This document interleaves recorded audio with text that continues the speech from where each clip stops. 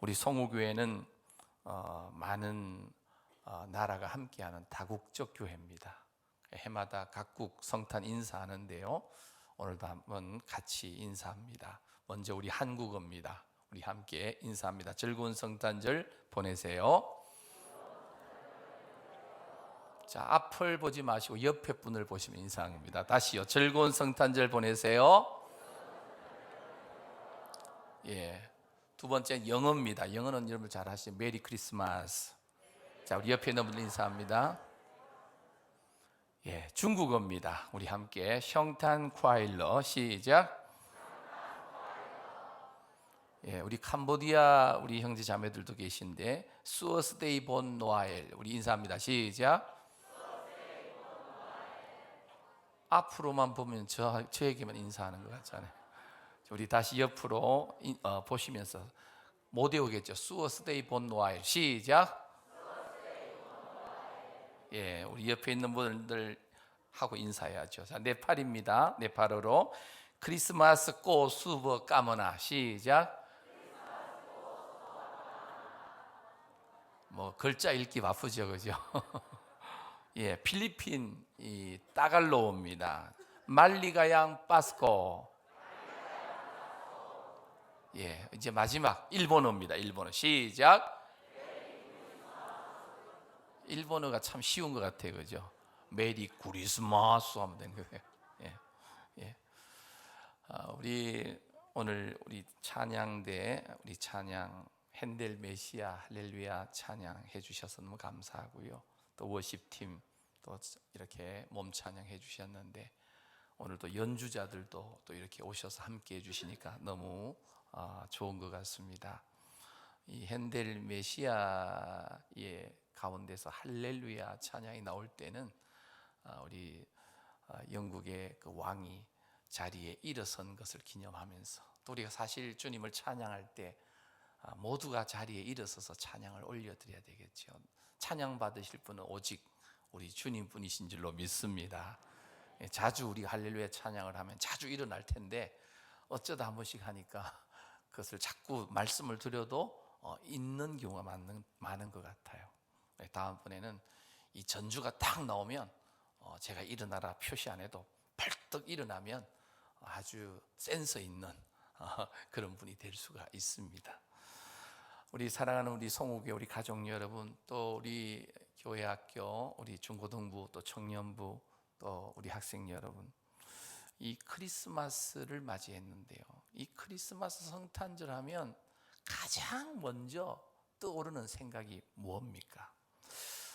뭐 사람들마다 다르겠죠. 성탄절 트리가 떠오를 수 있고 불빛이 비춰지는 이 성탄 트리죠.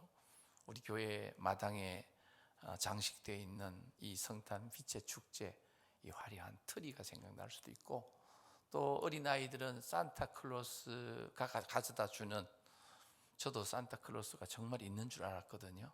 근데 그 선물을 생각하는 경우도 있고요. 또 어쨌든 뭐 캐롤이라든지 아니면 성탄 축하, 이 전야 축제의 어떤 그런 순서들이 기억이 나기도 합니다. 자, 어제 저녁에도 우리 교회에서도 성탄 전야 축제를 했는데 제가 우리 송호교회에서 이 성탄 축하의 밤을 뭐 20년 있게 넘도록 지켜보았는데 어제가 가장 잘한 것 같아요.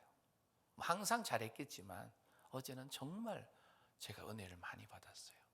정말 준비를 많이 한 것 같아요. 영아부부터 청년부까지 정말 잘했습니다. 학생들, 선생님들 아마 오랫동안 준비하시느라고 수고 많이 하셨을 것 같은데 진정한 성탄의 주인공 되시는 우리 주님께서 기뻐하실 줄로 믿습니다. 사실 어려서부터 우리의 자녀들을 어떤 환경에서 자라게 해주느냐가 정말 중요해요. 어려서부터 말씀 중심으로, 교회 중심으로, 하나님 중심으로 되어지는 환경에서 이 성탄의 문화와 같은 추억을 쌓아가고, 이런 추억이 반복되어질 때 우리는 습관이 되어지거든요. 또 습관이 계속되어질 때 문화를 형성합니다. 우리 2022년 이 연말 이제 며칠 앞두고 있는 이 시점에 지난 1년을 이게 회상해 보면 우리 대한민국에 참 슬픈 일이 있었던 것 같아요. 예전에 세월호 사태도 참 온 국민을 울렸는데, 이태원 사고로 인해서 158명의 이 청소년들이 이 길거리에 놀러 갔다가 골목에서 이렇게 생명을 잃어버리는 어처구니 없는, 이게 아직도 꿈인가 생신가 하는 마음이 들 정도의 그런 사고가 있었습니다. 아직도 그 사고 후유증이 이 나라의 정치, 경제 모든 것을 사로잡으면서 한 치 앞을 나가지 못하는 이 모습을 볼 때, 어려서부터 이 습관이 반복되면서 어떠한 환경에서, 우리면 더우면 더운 대로, 추우면 추운 대로 사람들은 습관이 형성됩니다. 추운 나라에는 아무래도 옷을 껴입는 이제 습관이 당연하죠. 더운 나라는 옷을 가볍게 입고 좀 느려지는 그런 감이 있지요. 어쨌든 습관이 형성되고 습관이 반복되면 문화가 이루어지고, 사실 우리는 어려서부터 기독 문화, 성경적 문화를 우리 자녀들에게 심어줘야 됩니다. 그래서 뭐 놀러 가는 문화도 필요하지만 정말 교회 중심으로, 말씀 중심으로, 또 친구들을 사귀고 이런 문화를 형성하도록 가르쳐줘야 됩니다. 그리고 이 문화는 결국은 그 사람의 삶을 이끌어가게 됩니다. 성경적 문화, 기독교적 가치관, 이것이 삶이 되고 체질이 되어질 때 일평생 주님을 떠나지 않는 그런 삶으로 이어지게 될 줄로 믿습니다. 그래서 우리 성호교회에 소속되어 있는 우리 자녀들은 하나님 중심으로, 말씀 중심으로, 교회 중심으로 이 환경을 만들어 주어서 습관을 이루고 문화를 만들고 일평생 주님과 동행하는 삶을 사는 우리 자녀들, 또 자자손손 믿음의 대가 이어지게 되기를 간절히 소망합니다. 그러면 이 크리스마스 성탄절은 어떤 날인가? 하나님께서 사람이 되어서 이 땅에 오신 날이에요. 하나님이신데 사람의 몸을 입고 이 땅에 오신 분, 바로 우리 구주 예수님이십니다. 우리 구주 예수님은 만왕의 왕이십니다. 우리가 성탄절 하면 가장 먼저 생각나야 되는 것이 어떤 성탄 트리나 어떤 선물이나 어떤 캐롤송이나 어떤 친구를 만나는 어떤 노는 것이 생각나는 것이 아니라, 가장 먼저 생각나야 되는 분이 바로 우리 예수님이신 줄로 믿습니다. 성탄절인데 예수님이 생각 안 나면 죄송하지만 뭔가 잘못된 거죠. 자, 그렇다면 하나님이신 예수님께서 왜 사람의 모습으로 이 땅에 오셔야만 했는가? 여기에 대한 대답은 예수님이라는 이름의 뜻 자체가 이미 설명합니다. 오늘 본문 21절 말씀을 우리 다 같이 한 목소리로 함께 읽겠습니다. 시작. 아들을 낳으리니 이름을 예수라 하라. 이는 그가 자기 백성을 그들의 죄에서 구원할 자이심이라 하니라. 아들을 낳으리니 이름을 뭐라고 하라? 예수님의 이름은 사람이 지은 이름이 아니에요. 하나님께서 지어주신 이름이에요. 이는 그가 자기 백성을 그들의 뭐에서? 죄에서 뭐 할 자라? 구원할 자이십니다. 자, 예수님이 이 땅에 왜 오셨는가? 왜 사람의 모습으로 오셨는가? 바로 죄에서 구원하시기 위해서 우리 예수님이 오신 줄로 믿습니다. 그래서 예수님이라는 이름의 뜻에 짧게 한 단어로 요약하면 구원이라는 단어예요. 우리가 영원히 잊지 말아야 될 이름, 예수입니다. 우리가 기억력이 사라지고 또 연세 많은 어르신들 중에 이 치매기가 있어가지고 힘들어하시는 분이 계시는데, 기억력이 사라지고 치매가 오더라도 잊지 말아야 될 이름, 오직 예수인 줄로 믿습니다. 그래서 우리는 예수님 때문에 죄 사함을 받았고 예수님 때문에 거룩한 하나님의 나라의 백성이 되었고 하나님의 자녀 아들과 딸 되는 은혜를 받은 줄로 믿습니다. 우리는 예수님의 때문에 이 구원의 은혜를 이 땅에서도 누릴 뿐만 아니라 우리는 지금 죽어도 영원한 저 천국 들어가서 영생 복락을 누리게 된다는 사실을 잊지 마시기를 바랍니다. 그래서 성탄절은 예수 믿는 우리에게 너무나도 기쁨이 가득한 날이지만 예수님을 모르는 세상의 많은 영혼들도 이 성탄을 기뻐합니다. 전 세계가 이 크리스마스를 공휴일로 정하고 사람들이 크리스마스 축제를 즐겨요. 예수를 믿지 않는 사람들조차도. 물론 그들이 기뻐하는 이유는 우리와는 다르겠지만 그들도 은연중에 예수님께서 이 땅에 오심을 축하하고 있다는 생각이 듭니다. 하나님의 자녀인 우리들이 여러분 세상 사람들과는 그래도 아무것도 모른 채 성탄절을 흥청망청 보내서는 안 되겠죠. 그래서 우리가 성탄절을 기념하는 이유를 정확하게 알아야 됩니다. 사랑하는 우리 성우교회 가족 여러분, 그리고 우리 사랑스러운 우리 교회 학교의 우리 학생 여러분, 이 기쁜 성탄절에 꼭 기념하고 기억해야 할 분은 만왕의 왕이신 우리 주님이신 줄로 믿습니다. 세상 사람들처럼 세상 방식으로 이 성탄절을 즐기고 기뻐해서는 안 됩니다. 우리를 위해 이 땅에 오신 만왕의 왕이신 예수님으로 기뻐할 수 있는 오늘 저와 여러분들이 되시기를 축복합니다. 다사다난했던 2022년입니다.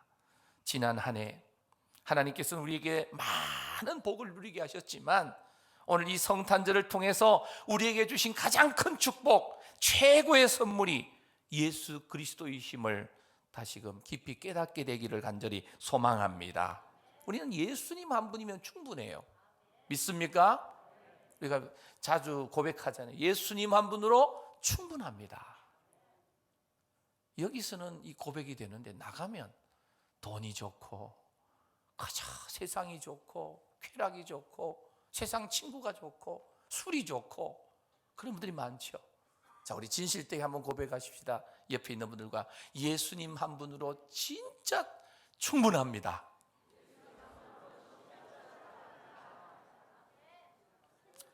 예수님도 믿고 세상의 것도 가지려고 하지 마시고 예수님 한 분으로 만족하는 저와 여러분들이 되시기를 축복합니다. 오늘 우리가 읽은 이 마태복음 1장은 신약성경 맨 앞부분 마태복음 1장에 속해 있지요. 마태복음 1장은 만왕의 왕이신 예수님의 탄생 이야기입니다. 하나님이신 예수님께서 인간의 몸을 입고 오실 때에 어떻게 오셨으며 출생의 배후에 어떤 일들이 있었는지 오늘 예수 그리스도를 믿는 우리 성도들은 알아야 합니다. 한마디로 예수님의 출생의 비밀입니다. 그 비밀의 기록입니다. 사랑하는 우리 성도 여러분, 우리 성도님들도 아마 어떤 출생의 비밀을 지니고 있는 분들이 많이 있습니다. 성도님들을 만나서 가끔 대화하다 보면 이 출생할 때에 있었던 이런저런 이야기를 들으면 다들 극적인 경우가 참 많습니다. 사실 우리 중에 귀하지 않은 사람 누가 있겠습니까? 특별히 부모님들에게, 또 부모님들 중에 특별히 어머니들에게 자식에 대해서 물어보면 첫 아들을 낳을 때, 또 둘째 아들을 낳을 때, 또 딸을 낳을 때 어떤 출생의 비밀이 있었는지를 한두 가지씩은 이상은 다 가지고 있는 것을 보게 됩니다. 제가 태어났을 때 비밀은 아닙니다만은 저희 문중의 어르신들이 저희 가정에 이 아들이 이미 위에 이제 형님 셋, 누님 셋, 제가 7번째로 태어났는데요. 너무 많이 태어나니까 아마 좀 여러 가지 마음이 있었겠죠. 그러면서 문중 어르신들이 야, 아들들이 이렇게 많으면 좀 나라에서 큰 일을 좀 감당하는 그런 인물 좀 만들어라. 이러면서 제 이름을 이 나라에서 좀 큰 일을 좀 했으면 하는 바람의 의미로 제 이름을 이 조정정자에 가릴 택자를 사용해서 지었다는 말을 제가 전해 들었습니다. 물론 저는 지금 세상 어떤 나라에서, 세상 정부에서 어떤 한 자리를 차지해서 정치를 하거나 어떤 그런 일을 하지는 않지만, 저는 영원한 저 천국 하나님 나라의 사역자로 부족하지만 이렇게 섬기고 있습니다. 오늘 우리는 이 본문의 예수님의 출생의 기록을 통해서 예수님이 누구이신지를 우리가 더 정확하게 알 수 있습니다. 이 본문 말씀은, 이 마태복음은 유대인들에게 이 마태복음을 대필 기록한 이 마태가 예수님을 소개하기 위해서 쓴 복음서가 바로 마태복음입니다. 사실 유대인들은 예수님을 믿지 않습니다. 예수님께서 2000년 전에 처음 이 땅에 오셨을 당시도 믿지 않았고, 지금 우리가 살고 있는 21세기에 지금도 유대인들 대부분은 예수님을 믿지 않습니다. 도리어 그들은 자신을 구원할 메시아를 아직도 기다리는 중입니다. 구원자를. 참 안타깝죠. 그래서 마태복음에서는 이런 유대인들에게 예수님을 소개하고 있는데, 오늘 본문 이 마태복음 1장에 등장하는 기록 자체가 우리 일반적인 우리 사람의 출생과는 전혀 일치하지 않는 신비한 기록이 이 본문에 숨겨져 있습니다. 시간 관계상 여러 가지 살펴볼 수는 없고요. 간단하게 한두 가지만 말씀을 드리면, 먼저 이 마태복음 1장 1절부터 17절까지의 그 기록을 보게 되면, 만왕의 왕이신 이 예수님의 탄생은 다윗 왕의 그 혈족에서, 계보에서 다윗의 후손으로 오셨다는 겁니다. 뭘 이야기하냐면, 다윗 왕은 유대인들이 최고로 여기는 조상입니다. 왕입니다.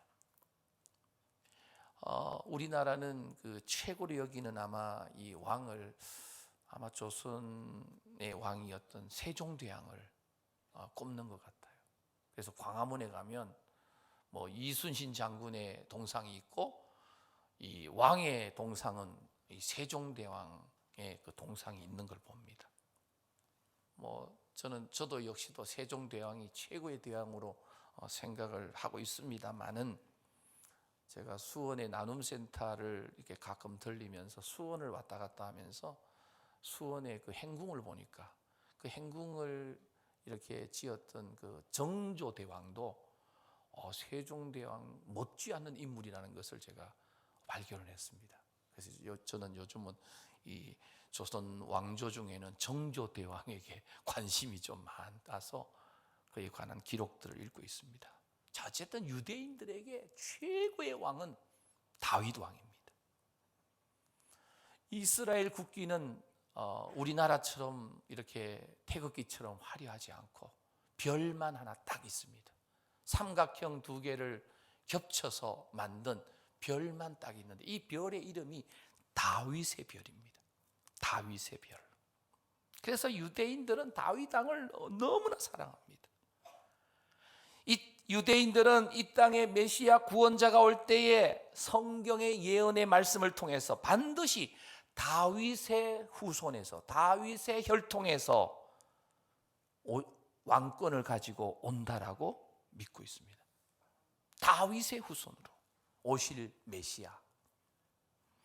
이 이사야 11장 10절에 이 말씀이 있습니다. 우리 함께 읽겠습니다. 시작.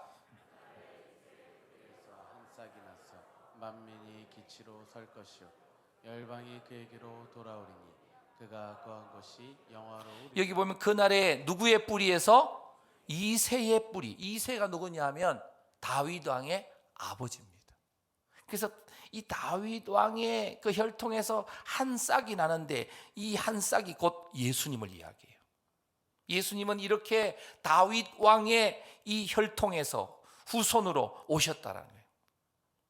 그리고 다윗의 동네인 베들레헴에 예수님이 오심도 이미 선지자들이 예언했습니다. 미가서 5장 2절입니다. 베들레헴 에브라다야 하면서 거기에 이스라엘을 다스릴 자가 너 베들레헴에서 나오게 된다라고 말합니다. 미가 선지자 예언대로 다윗의 동네 베들레헴에 예수님이 오신 거예요. 누가복음 2장 10절 11절에도 보면 천사가 이야기합니다. 무수하지 말라. 내가 온 백성에게 미칠 큰 기쁨의 좋은 소식을 너희에게 전한다. 오늘날 누구의 동네에? 다윗의 동네에 너희를 위하여 누가 나셨다? 구주가 나셨는데 곧 그리스도 주시라는 거예요. 다윗의 후손으로 다윗의 동네에 오신 예수님은 유대인들이 오랫동안 소망하고 기다려온 메시아이심을 마태복음에서 마태는 1장 1절부터 16절의 이 예수님의 족보를 통해서 분명하게 증거합니다. 만왕의 왕이신 예수님은 다윗의 왕가에서 혈통으로 다윗 왕의 계보를 자세히 기록하면서 이 땅에 오셨다라고 설명합니다. 그래서 거기 보면 14대, 14대로 세 분을 이야기해요. 14대를 3조로 이야기하면 52조가 돼요. 42조가 되죠. 그래서 42조를 설명을 합니다. 그래서 마태복음 1장 1절에 보면 아브라함과 다윗의 자손 누구의 계보라? 예수 그리스도의 계보라. 시작이 예수 그리스도의 계보로 시작돼요. 우리 한글은 아브라함이 먼저 들어와 있죠. 한글이 번역이 그래요. 헬라 원문에 가면 예수 그리스도가 앞에 나와 있습니다. 그래서 족보의 시작은 예수 그리스도, 그리고 족보의 끝은 마태복음 1장 16절에 야곱은 마리아의 남편 요셉을 낳았으니 마리아에게서 그리스도라 칭하는 누가 나왔다? 예수가 나셨다. 끝도 예수님이에요. 시작도 예수님, 끝도 예수님. 알파와 오메가예요. 시작과 끝이 되세요. 여기서 우리가 주목해야 할 단어는 그리스도라고 하는 단어예요. 이 그리스도라는 단어는 기름 부음 받은 자라는 이 뜻을 가진 이 히브리어를 헬라어로 번역할 때 이 그리스도, 영어로 크라이스트라고 이렇게 발음합니다. 그래서 구약에서 기름 부음 받은 자들은 세 가지 직분이 있죠. 첫 번째는 왕, 두 번째는 선지자, 세 번째는 제사장입니다. 왕과 제사장과 선지자, 이 세 직분, 삼중 직분을 가지고 오시는 분이 계실 텐데 그분이 바로 메시아가 될 것이라고 유대인들은 믿고 있었습니다. 그래서 마태복음에서는 유대인들에게 예수님이 바로 너희들이 그토록 고대했던 왕이시고 너희들이 그렇게 기다렸던 제사장이시고 너희들이 그렇게 기다렸던 바로 선지자이심을 바로 족보를 통해서 외치고 있는 겁니다. 만왕의 왕이신 예수 그리스도는 유일한 우리의 메시아, 구원자이신 줄로 믿습니다. 그리고 이 말씀 속에서 만왕의 왕이신 예수님의 탄생은 둘째로 이 예수님의 탄생 자체가 기적입니다. 그리고 아브라함의 언약의 약속의 성취였습니다. 예수님께서 오시기 전 700년 전에 이사야 선지자를 통해서 예언하셨습니다. 이사야 7장 14절 말씀 우리 함께 읽겠습니다. 시작. 그러므로 주께서 친히 징조를 너희에게 주실 것이라. 보라, 처녀가 잉태하여 아들을 낳을 것이요 그의 이름을 임마누엘이라 하리라. 아멘. 보라, 처녀가 잉태하여 뭘 낳는다고요? 여러분들 처녀가 아이 낳을 수 있어요, 없어요? 대답을 못 하시죠, 그죠? 처녀가 어떻게 애를 낳아? 근데 오늘 이사야 선지자는 예수님이 이 땅에 오시기 전 700년 전에 처녀가 아들을 낳을 것인데 그의 이름을 임마누엘이라 하리라. 처녀가 아이를 낳는다. 예수님은 처녀의 몸에서 태어난다. 누구에게 태어났습니까? 바로 마리아에게서 태어납니다. 처녀는 누굽니까? 결혼하지 않은 여인입니다. 남자와 전혀 잠자리를 같이 하지 않은 여인.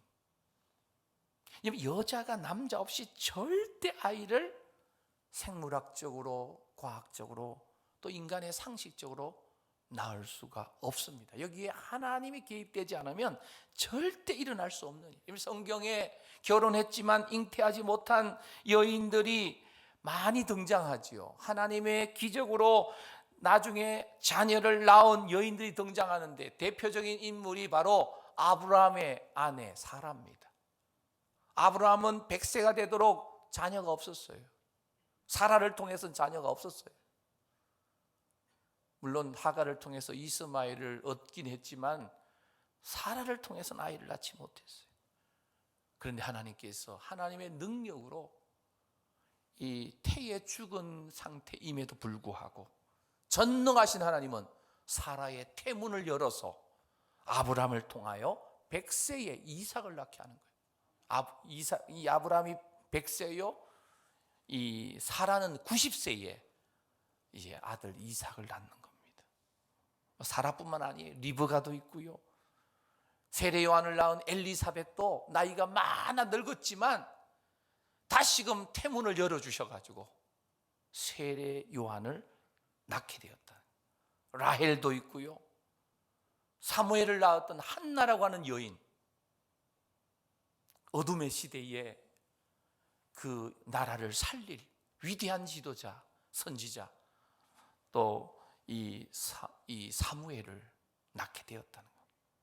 이들은 자식이 없었는데 나중에 다 아이를 낳았는데, 이들이 아이를 낳는 방법은 전능하신 하나님의 능력이 그들에게 임해서 어쨌든 남편과 다시금 잠자리를 같이 해서 하나님의 능력으로 자녀를 낳았어요. 그런데 동정녀 마리아, 처녀 마리아는 요셉과 약혼은 했지만 전혀 동침하지 않은, 가까이 하지 않는 처녀였습니다. 그래서 무엇보다도 이 누가복음에서 잉태 소식을 들은 마리아의 고백이 있어요. 누가복음 1장 34절입니다. 마리아가 천사에게 말하되 나는 남자를 뭐하지 못하니? 이 알지 못한다는 말은 우리 한글로 알다 이런 표현으로 되어 있지만, 이 안다는 말은 남자와 내가 동침한 적이 없으니 이런 뜻입니다. 어찌 이 일이 있으리까?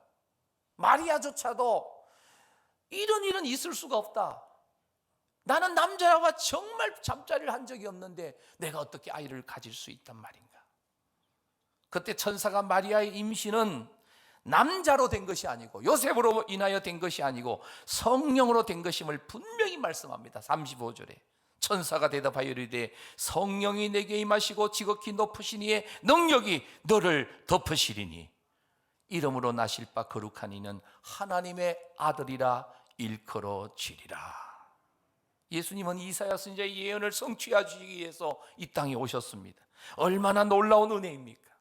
만왕의 왕이신 예수님의 탄생은 구약 성경의 예언의 말씀대로 성취를 위해서 다윗 왕의 후손으로 오시고, 마리아와 사실 이 남편 요셉 약혼한 상태였지만 아직도 첫날 밤을 치르기 전에 하나님께서는 마리아의 몸을 빌리셔서 이 땅에 만왕의 왕이신 예수님이 탄생하도록 만들어 주셨다는 거예요. 유대인들의 결혼에는 세 가지 과정이 있어요. 지난번에 갈릴리 가나 혼인잔치 언약이라는 영화를 보신 분이 우리 송국에 한 400명 정도 보셨어요.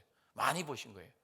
못 보신 분들은 좀 아쉬울 수 있습니다. 이 말씀을 이해하는 데 있어서 아마 제가 다음 기회에 아마 교회에서 다시금 여기서 그 상영을 하도록 하겠습니다. 못 보신 분들은 그때 꼭 보시기를 제가 추천드립니다. 첫 번째는 결혼 약속의 단계예요. 우리로 말하면 약혼 단계인데 약혼식을 하는 겁니다. 약혼식을 하면 유대인들은 그때부터 이미 법적인 부부 효력은 있어요. 그런데 동침은 아직 하지 않습니다. 그게 약혼을 한 상태. 우리나라도 약혼을 하고 첫날 밤 치르면 안 됩니다. 결혼식을 하고 이 첫날 밤을 치러야 되는데 요즘 젊은이들 이게 약해진 것 같아요. 우리 청년들, 우리 학생들 결혼을 약속했다고 잠자리 같이 하면 안 됩니다. 철저하게 결혼 예식을 통해서 언약을 선포하고 법적인 이 테두리 안에서 잠자리를 같이 해야 합니다. 요즘 이게 무너진 시대에 우리가 살고 있죠. 자, 어쨌든 약혼 단계. 두 번째는 약혼 후에 약 1년 정도의 기간을 준비 기간을 가져요. 이 1년 동안 이 남편 될 사람은 함께 살 집을 짓는 것이 가장 큰 일이에요. 사실 우리나라도 결혼하려면 어디서 신혼집을 살 것인가가 가장 큰 숙제죠, 사실은. 그래서 1년 동안 남편은 집을 짓고요. 그 다음에 신부는 정결함을 유지하면서 남편이 나를 데리러 올 날을 기다리면서 결혼 생활에 필요한 가재 도구와 여러 가지를 준비하게 됩니다. 옷이라든지 뭐 이런 그릇이라든지 이것을 준비해요. 그리고 나서 이제 가나 혼인 잔치 영화에도 나왔지만 이제 때가 되면 남편이 이제 신부를 데리러 오게 됩니다. 신부 집으로 가서 신부를 데리고 신랑 집으로 데려가는데 신랑 집에 도착하면 그날 밤 첫날 밤을 지내게 되고요. 그리고 일주일 동안 이제 혼인 잔치를 벌리게 되는 것이 바로 이 성경에 나와 있는 유대인들의 일반적인 결혼 단계입니다. 자, 오늘 이 본문 속에는 이 마리아와 요셉의 경우는 결혼 3단계 중에 두 번째 단계입니다. 약 1년간의 준비 기간 동안 일어난 일이란 거죠. 이 기간 동안에 마리아에게 먼저 천사 가브리엘이 찾아갑니다. 그리고 잉태의 소식을 전합니다. 마리아는 그 소식을 듣고 깜짝 놀랍니다. 누가복음에 나와 있죠. 그러나 천사가 말합니다. 성령님께서 하나님의 아들을 잉태했다는 소식을 듣고 마리아는 이 일이 내게 이루어지기를 원합니다 하고 순종하게 됩니다. 자, 얼마의 시간이 지납니다. 마리아의 임신 소식이 약혼자인 요셉에게 들리게 됩니다. 요셉은 처음 이 소식을 들었을 때 아마 크게 실망했을 것입니다. 왜요? 나와 결혼하기로 약속했고 이제 얼마 뒤면 결혼하게 될 텐데 잉태했다라고 하니까 이 마리아가 정조를 지키지 못하고 누군가와 부정을 저질렀다는 의미로 느꼈을 겁니다. 구약 율법에 의하면 이 부정을 저지르게 되면 혼인이 파기되는 건 당연하고 심지어 심한 경우에는 돌에 맞아서 죽을 수밖에 없는 그런 중대한 일이 지금 요셉과 마리아에게 일어난 겁니다. 하지만 오늘 읽진 않았습니다만 19절에 보면 요셉은 어떤 사람인가? 참 의롭고 신실한 사람이에요.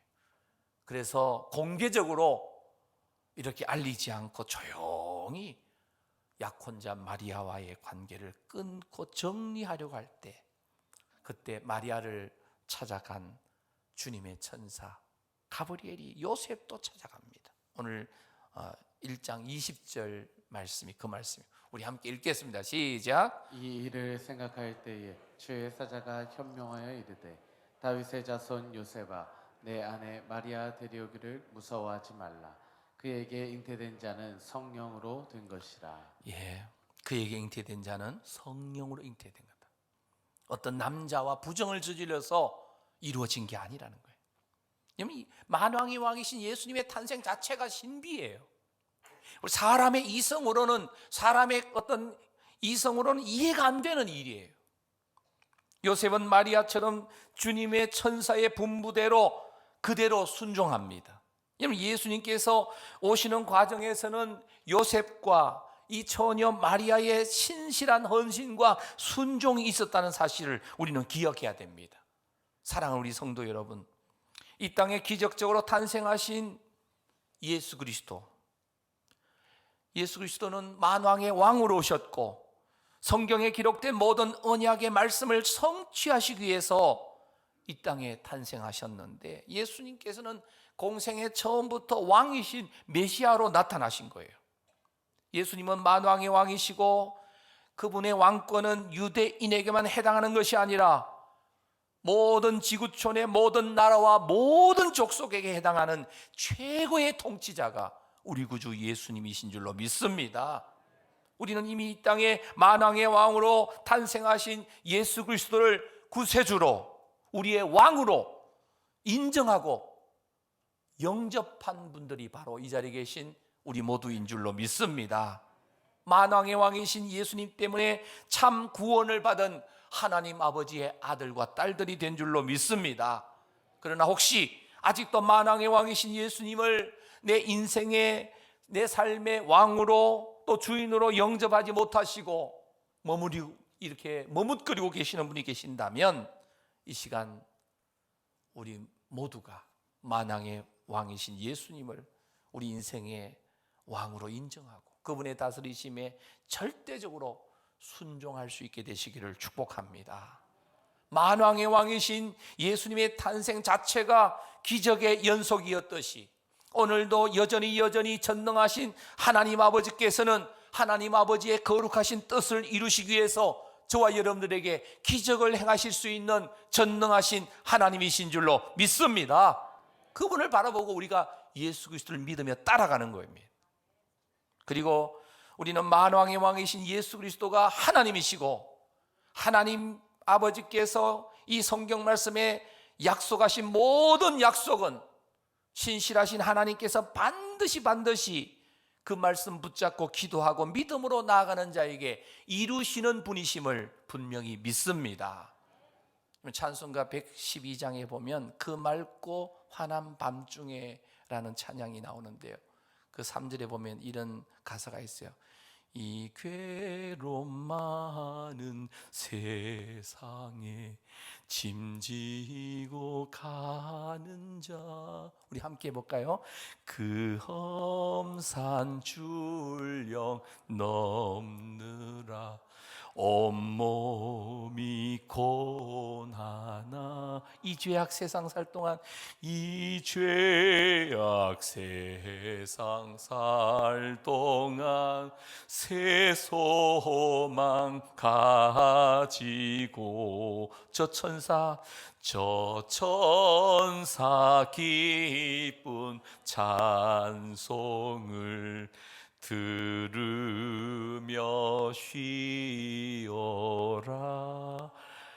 2022년 이 한 해 동안 괴로움 많은 세상에 짐지고 가면서 험산줄령 넘느라고 온몸이 고나고 얼마나 피곤하고 힘드셨습니까? 그러나 이 죄악 세상을 살아가는 동안에 우리는 새 소망을 가지고 오늘 요셉과 마리아에게 이야기했던 그 천사의 그 소식, 그 기쁜 찬송을 우리도 들으면서 주님의 품 안에서 안식할 수 있는 줄로 믿습니다. 죄악 많은 세상에서 주어진 삶을 사느라고 너무 고생 많으셨는데, 고단한 삶 가운데서도 우리에게 소망이 있는 이유가 뭐예요? 우리에게는 바로 만왕의 왕으로 탄생하시는 우리 구주 예수님께서 우리 가운데 계시는 줄로 믿습니다. 이분 안에 우리가 연합되어 있을 때에, 우리는 이 땅에서의 모든 소명을 마치고 수완을 마칠 때에 우리는 영원한 저하늘 천국에서 우리 주님과 함께 영원토록 영생복락을 누리며 살게 될 줄로 믿습니다. 사랑하는 우리 송호교회 가족 여러분, 이 자리에 함께 예배드리는 우리 귀한 주일학교 학생들, 우리 친구 여러분, 만왕의 왕이 탄생하셨습니다. 만왕의 왕이신 우리 구주 예수님이십니다. 만왕의 왕이신 예수님의 탄생하신 이 성탄절, 오늘 우리에게 가장 기쁘고 좋은 날, 가장 행복한 날인 줄로 믿습니다. 우리는 소리 높여서 일평생 만왕의 왕이신 예수님의 탄생의 소식을 전하는 우리 모두가 되기를 간절히 소망합니다. 물론 우리는 초림의 예수님을 전하는 게 아니지요. 이제는 다시 오시는 예수님의 소식을 전해야 됩니다. 멀지 않아 우리 주님 다시 오실 줄로 믿습니다. 성탄절은 최고의 명절입니다. 만왕의 왕으로 찬빛으로 오신 예수님, 우리가 성탄 빛의 축제도 지난 한 달 동안 진행했는데요, 사랑하는 사람과 사진을 찍으면서 행복해하고 기뻐하는데, 그 아름다운 이 불빛을 보면서 기뻐하듯이 우리가 진짜 기뻐해야 될 것은 만왕의 왕으로 참빛으로 오신 예수님으로 인하여 기뻐하면서 천국의 소망을 확실하게 붙잡게 되기를 간절히 소망합니다. 그래서 이 땅에서 믿음으로 한 걸음 한 걸음 살아가는 우리 사랑하는 우리 성우교회 가족, 또 우리 믿음의 자녀 세대 꼭 되기를 간절히 소망합니다. 우리 주님만이 참 하나님이십니다. 참 인간이십니다. 그리고 만왕의 왕으로 오신 예수님의 성탄을 우리 모두 기뻐하며 찬양합시다. 그리고 그분을 마음껏 자랑하십시다. 마음껏 선포하십시다. 할렐루야.